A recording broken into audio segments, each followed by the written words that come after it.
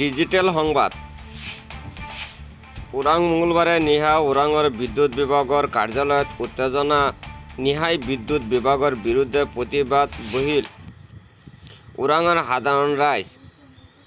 উৎকট গৰম সহ্য কৰিব নোৱাৰি নিশা বিদ্যুৎ বিভাগৰ কাৰ্যালয়লৈ ওলাই আহিল মহিলাসহ ৰাইজ। সমগ্ৰ ওৰাং অঞ্চলত সঘনাই বিদ্যুৎ কৰ্তন কৰাত অতিষ্ঠ হৈ নিশা ৰাইজে ওৰাঙৰ বিদ্যুৎ বিভাগৰ কাৰ্যালয়ত উত্তেজনা সৃষ্টি কৰে। নিশা হ'লে দৈনিক অঞ্চলটোত বিদ্যুৎ কৰ্তন কৰাৰ অভিযোগ স্থানীয় লোকসকলৰ। ৰাইজৰ উত্তেজনাৰ ফলত কাৰ্যালয় এৰিবলৈ বাধ্য হ'ল বিদ্যুৎ বিভাগৰ কৰ্মচাৰীয়ে। উত্তেজিত ৰাইজে জবাবদিহি কৰিলে কৰ্মচাৰীসকলক। নিশাই ওৰাং আৰক্ষী উপস্থিত হোৱাৰ পিছত পৰিস্থিতি নিয়ন্ত্ৰণলৈ আহে।